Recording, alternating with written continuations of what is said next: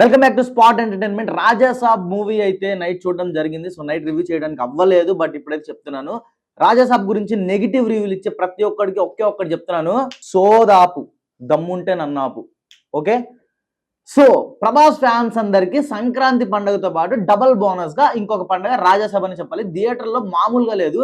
కొంతమంది ఏంటంటే first half lag ఉంది, సెకండ్ హాఫ్ ఓవర్ ఉందని చెప్పి చాలా నెగిటివ్ రివ్యూలు ఇస్తున్నారు. Fuck them. Okay, first thing ఏంటంటే ఫస్ట్ హాఫ్ మనం ఇప్పటి వరకు సలారు, కల్కి, బాహుబలి అని చెప్పి ప్రభాస్ గారిని ఒక రేంజ్ లో చూసాము. ఒక రేంజ్ మీన్స్ ఏంటంటే ఒక డిఫరెంట్ క్యారెక్టర్స్ లో చూసాము.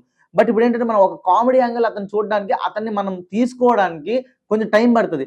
సో ఆ టైం టేకెన్ ప్రాసెస్ లోనే స్టోరీ అనేది ముందుకెళ్ళడం జరుగుతుంది అనమాట. అండ్ ఫస్ట్ హాఫ్ అంతా కూడా కామెడీ అయితే వేరే లెవెల్లో ఉంది. నిజం చెప్తున్నాను, నాకైతే ఒక బుజ్జిగాడు ఏక్ నిరంజన్ సినిమాలో ప్రభాస్ గారిని చూసినట్టు ఒక వింటేజ్ ప్రభాస్ చూసిన ఫీలింగ్ అయితే నాకు రావడం జరిగింది. సో సినిమా కంటే ముందు కూడా నిన్న night Vimal theatre, Balanagar Vimal theatre దగ్గర జరిగిన రచ్చ గురించి ఖచ్చితంగా చెప్పుకోవాలి.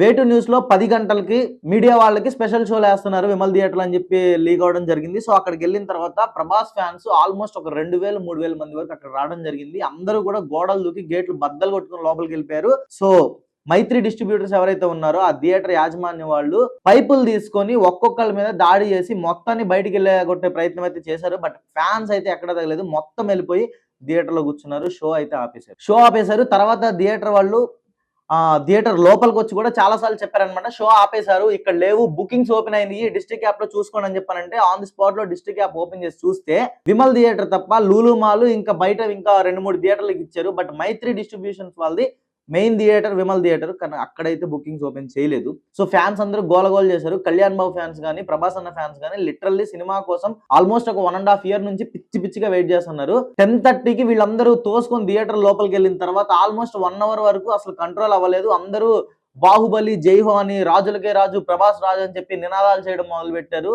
సో ఎక్కడా కూడా వాళ్ళు తగ్గలేదన్నమాట. టికెట్ 2000 అయినా సరే ఆన్ ది స్పాట్ లో మీరు ఇప్పుడు ఓపెన్ చేయండి, మేము ఇప్పుడే టికెట్స్ కొనుక్కుంటామని చెప్పి గోలగోల్ చేశారు. బట్ ఎవ్వరు కూడా వాళ్ళని బయటికి తరమలేకపోయారు అనమాట థియేటర్లలో నుంచి. సో ఏం చేయాలో అర్థం కాలేదు. పోలీసు వాళ్ళకి ఇన్ఫార్మ్ చేయడం, పోలీసులు ఒక 4 వ్యాన్లు వేసుకొని వచ్చి థియేటర్ లోపలికి వచ్చి మొత్తాన్ని బయటకు నెట్టేశారు థియేటర్ లో నుంచి. కొంతమంది మీడియా వాళ్ళకి మాత్రం సపరేట్ గా ఎక్కడో టికెట్స్ ఇస్తున్నారని చెప్పి టాక్ అయితే వచ్చింది. చాలా సేపటి వరకు మాకు టికెట్స్ దొరకలేదు. ఆ తర్వాత లాస్ట్ మూమెంట్ లో ఆల్మోస్ట్ 3 hours గోల రచ్చ థియేటర్ బయట కొట్టుకున్నారు కొంతమంది అయితే లిటరల్లీ. సో లాస్ట్ కి 12:30 టైంలో మాకు టికెట్స్ అయితే దొరికినాయి. 1 o'clock కి షో చేశారు విమల్ థియేటర్ లో. సో ఇక మూవీ గురించి చూసుకున్నట్టయితే ప్రభాస్ గారి యాక్టింగ్ వేరే లెవెల్ యాక్టింగ్ అండి. నిజం చెప్తున్నాను, ఈసారి ఖచ్చితంగా నేషనల్ అవార్డ్స్ లో ప్రభాస్ గారిది ఉంటది అనేది నాకు ఒక చిన్న హోప్ అయితే వచ్చింది. స్పెషల్ గా ఒక సీన్ అయితే ఉంది, నేను మీకు రివీల్ చేయను. కోటా హాస్పిటల్ సీన్ ఒకటి ఉంటది. ఆ హాస్పిటల్ సీన్ లో ప్రభాస్ గారి యాక్టింగ్ వేరే లెవెల్ మెచ్యూరిటీ పర్ఫార్మెన్స్ అయితే ఇచ్చారు. ఫ్యాన్స్ అందరూ పండగ చేసుకుంటారు సీరియస్లీ. ఇంకొకటి, తమన్ గారి మ్యూజిక్ యాజ్ యూజువల్ గా మనకు తెలిసిన విషయమే, ర్యామ్ పాడి చదువులు పెట్టారు. కానీ కొన్ని చోట్ల సీన్స్ ని డామినేట్ చేసినట్టయితే తమన్ గారు చేయడం జరిగింది అనమాట మ్యూజిక్. సో తమన్ గారి బీజిఎం గురించి అయితే మనం స్పెషల్ గా చెప్పాల్సిన అవసరం లేదు, ఆయన యాజ్ యూజువల్ ఇచ్చి పడేశారు. బట్ కొన్ని చోట అనవసరంగా కొంచెం ఓవర్ గా బాధేసినట్టు అనిపించింది. Otherwise fine. అండ్ పాటలు అయితే పాటల గురించి స్పెషల్ గా మెన్షన్ చేసి చెప్పాల్సినంత అయితే నాకు అనిపించలేదు, my personal opinion. But Prabhas గారు యాక్టింగ్ అవ్వచ్చు, మారుతి గారు అసలు నిజంగా ఈ సినిమా తీసారా అనిపించింది. మీరు అందరూ ఒక కామెడీ హర్రర్ అనుకుని థియేటర్కి వెళ్తే అది మీ భ్రమ. ఇది కామెడీ హర్రర్ కాదు, ఒక సైకలాజికల్ థ్రిల్లర్. ఓకే, నిజంగా మారుతి గారు ఒక మైండ్ గేమ్ ఆడారు.